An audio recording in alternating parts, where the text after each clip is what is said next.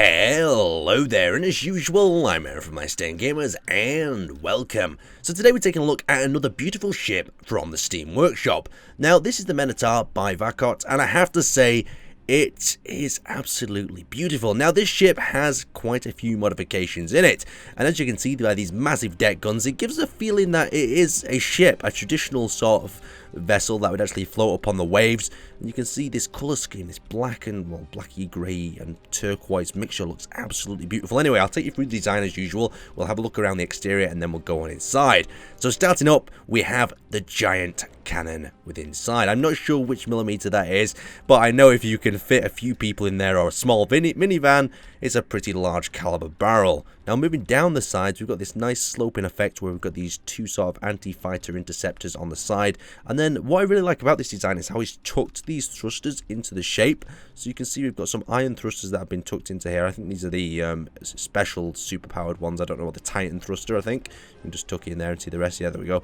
The Titan thruster. And he's tucked them into these sort of side nacelles, but at the same time made them very much part of the design. Now going to the top deck, we have a massive battery of cannons up top here. So we've got 4 on each side deck gun wise, and that is not to count the 2 larger guns that are up on the top deck here. These things rain absolute death and destruction upon any enemy that this ship's going to come across. And a lovely thing about one of my favourite modifications that I really do hope they add to the game sometime in the future is the letter blocks. You can see here we've got the name of the ship on the side. Something that I really hope they add to the game eventually, because it's really nice just adding into the side of your ship. So what you can see here is 2 or 3 lines that he's working with in his actual design.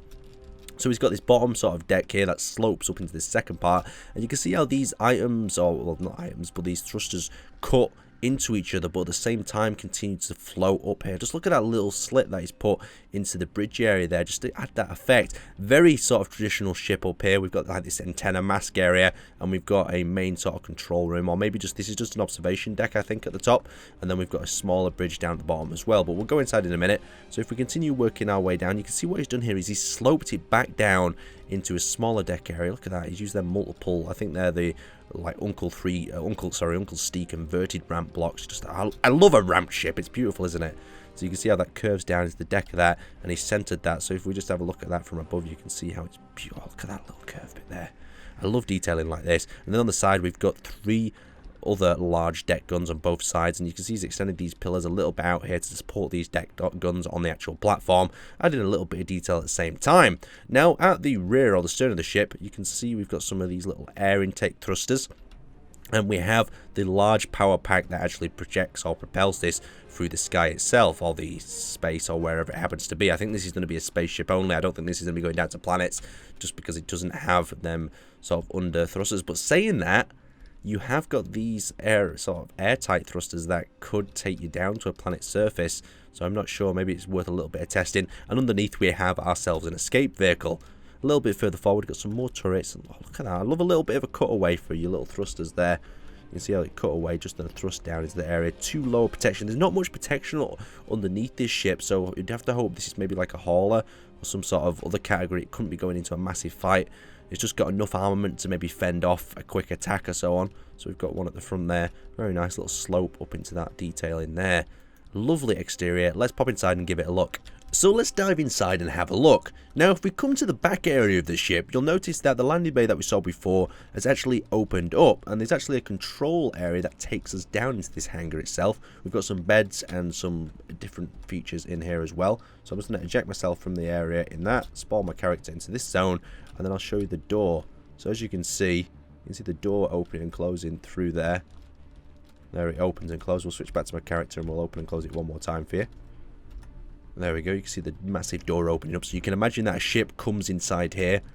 It's going to land at one of these various landing points as it continues going through here. You've got loads of options. You've got loads of parking spots, and I think that's dead important for a survival-ready ship. So if we go up into this catwalk area, we've got this observation deck, so you can look down and see your ship down there and then realise someone or a bandit or somebody snuck aboard your ship and is tampering with it, and you're like, right, we need an assault team down to the hangar. We've got a guy tampering with my ship.